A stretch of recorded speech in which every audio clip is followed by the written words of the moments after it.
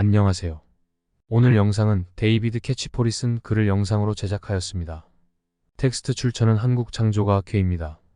오늘날 많은 기독교인들에게 있어서 성경은 자기들의 친구나 사랑하는 사람 중에 하나님을 믿지 않는 사람들을 묘사하는데 매우 거친 단어를 사용하는 것처럼 보일 것이다. 성경은 그들을 어리석은 자라고 부른다. 어리석은 자는 그의 마음에 이르기를 하나님이 없다 하는도다. 마찬가지로 로마서 1장 18절에서 32절에는 하나님이 손으로 만드신 작품이라는 증거가 도처에 널려 있는데도 불구하고 하나님이 창조주이시라는 것을 부정하는 사람은 그들 다른 사람들이 아무리 현명하다고 생각할지라도 실제로는 그로 인하여 어리석게 되었으며 그들의 어리석은 마음이 어두워졌다고 말한다. 그렇다고 해서 우리가 그들을 덜 사랑해야 함을 의미하지는 않는다. 오히려 어떤 의심하는 자들을 긍휼히 여기라. 또 어떤 자를 불에서 끌어내어 구원하라고 말씀하신다. 우리는 우리의 믿음에 관해 묻는 자들에게 대답할 것을 항상 준비하되 온유와 두려움으로 해야 한다. 이제 고백하는데 나는 기독교인이 된 이후 처음 12년 동안은즉 내가 20대 중반에 무신론을 포기하고 그때 이후로는 예수님을 따르기로 고백한 이후로 심지어 내가 종교적이 되었다고 하면서 몇 명의 무신론자 친구들로부터 놀림을 받던 때를 포함하여 내가 누구에겐가 답을 준 적이 결코 없었다고 생각한다. 그러나 1997년에 어떤 세미나에 참석한 이후로 모든 것이 변했다. 갑자기 나는 성경이 믿는 자들로 하여금 무신론자 및 기타 비기독교인들의 질문과 도전에 답을 줄 수 있게 하는 강력한 설명의 틀을 제공한다는 것을 알 수 있게 되었다. 누군가 나의 믿음에 관해 물을 때 수줍게 안으로 움츠러드는 대신에 믿지 않는 사람들과 1대1로 대화하는 것이 최소한 그들에게 영원한 이익이 잠재되어 있다는 것 때문에 재미있고 흥분되게 되었다. 그러한 대화 중 하나를 여기서 자세히 이야기하고 싶다. 그것이 나에게 상당히 격려가 되고 기억이 되기 때문만이 아니라 무신론자들이 모순된다고 잘못 알고 말하는 구절인 잠언 26장 4절과 5절을 포함하여 복음 전도에 관련된 수많은 성경의 권고들을 내가 부지 중에 사용하고 있다는 것을 알 수 있었기 때문이다. 그 대화는 여객기를 타고 호주의 북부 도시인 다윈에서 동부 해안에 있는 브리스베인까지 가는 3시간 이상 동안 끊임없이 지속되었기 때문이다. 다윈에서 출발하여 그리스도까지? 내 옆에 앉은 젊은 아가씨는 전형적인 북부 지방의 솔직함으로 자기 자신을 소개했다. 레베카는 약 15살쯤 되었고 분명히 매우 영리했으며 전국 과학경시 대회에서 높은 성적을 받았다. 그래서 얼마 지나지 않아 우리는 과학과 종교에 관한 주제를 토론하게 되었다. 그녀는 자신이 진화론을 믿고 있다는 무신론적 관점을 솔직하게 말하며 내가 박사학위를 가지고 있음에도 불구하고 무신론자에서 우주가 600년 정도 되었다고 믿는 성경적 기독교인이 되었다는 것을 알고는 소스라치게 놀랐다. 순수하게 성경을 믿는 박사, 과학자가 존재한다는 사실이 무신론자들에게는 정면으로 부딪히는 일이다. 넓은 범위에 걸친 대화를 나누는 동안에 레베카는 고릴라와 긴팔 원숭이와 같은 멸종 위기에 있는 원시 종들을 돌보아서 건강하게 되돌리는 제인 구달과 같은 열정을 만족시킬 준비를 하기 위하여 수의학을 공부하고 싶다는 그녀의 열망에 대해 말했다. 내가 말했다. 잠깐 기다려보세요. 진화론적인 적자 생존의 세계에서 그들은 우리의 경쟁자예요. 우리에게 쓸모없으며 사람에게 필적할 수 없고 어떻든 죽어버리게 될 동물들을 돌보느라고 왜 자원을 낭비해야 하지요.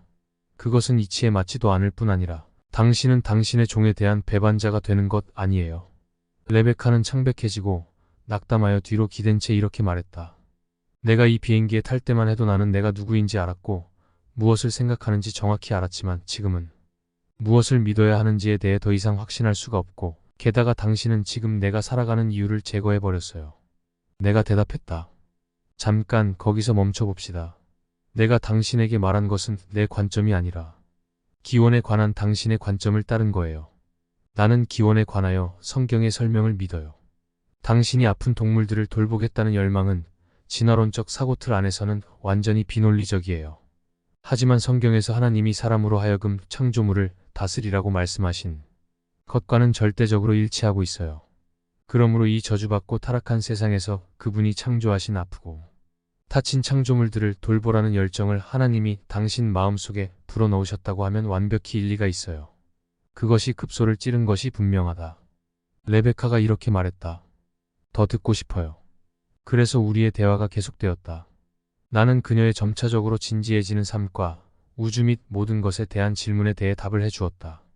비행을 마칠 때, 비행기가 정류지로 이동할 때 최대한 태연하게 이렇게 말했다.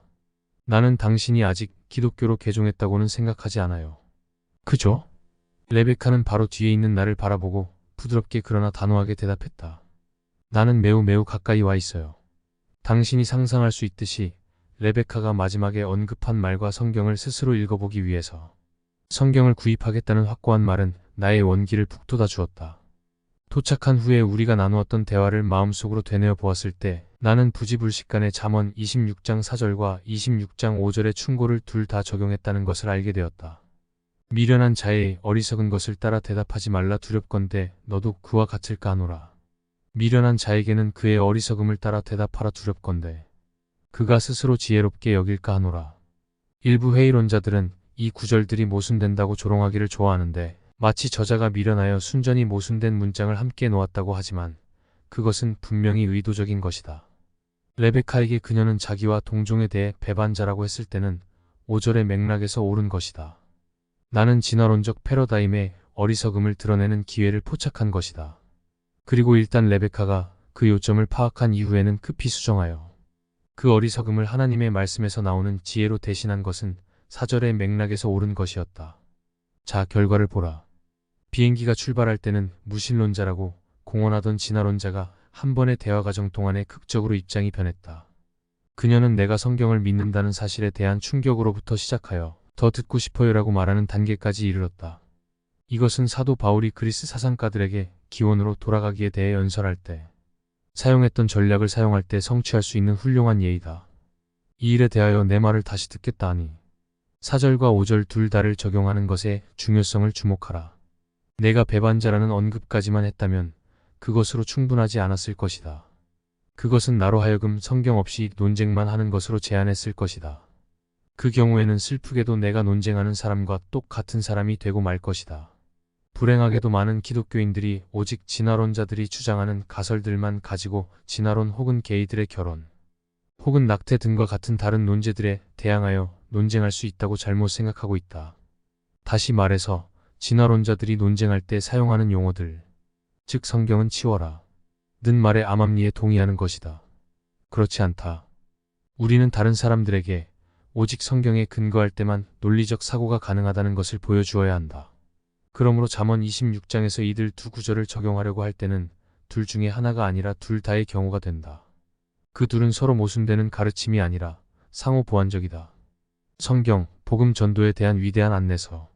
레베카와 1대1로 대화를 나누는 중에 하나님께서 그것들을 돌봐주실 것을 알고 그녀의 개인적인 희망과 야망에 관해 언급할 기회를 가졌다. 아픈 동물을 간호하고자 하는 그녀의 욕구는 선한 일로서 그것은 하나님께로부터 온 것이며 그녀의 마음에 새겨진 것이다. 그러나 그녀가 기원에 관하여 진화론의 개념을 받아들이는 한 그녀의 사고는 비논리적이어서 스스로 분쟁하는 것이 되며 성립할 수 없는 즉 지지할 수 없는 것이다. 나는 그녀가 선에 속할 것을 권했다. 그녀가 아직 그리스도를 영접하는 단계까지 이르지 않아서 내가 실망했는가? 그녀가 그랬다면 좋았겠지만 우리가 혼자 일하는 것이 아니며 기도가 중요한 것임을 성경이 우리에게 일깨워준다. 구원에 있어서 하나님이 주권자이시며 이러한 문제에 있어서 우리의 수고가 헛되지 않다는 것을 알면 만족을 얻을 수 있다. 확실히 내가 눈으로 보고 만족을 얻은 것은 다윈을 뒤로하고 떠나 브리스베인까지 가는 비행기 안에서 만난 누군가가 단지 다윈이라는 도시만을 떠난 것이 아니라 희망적이게도 그 도시가 이름을 따온 사람의 개념까지 떠났다는 것이다. 나는 다른 많은 사람들도 역시 진화론 개념을 뒤로하고 떠나서 길이요, 진리요, 생명이신 예수 그리스도를 받아들이기를 기도한다.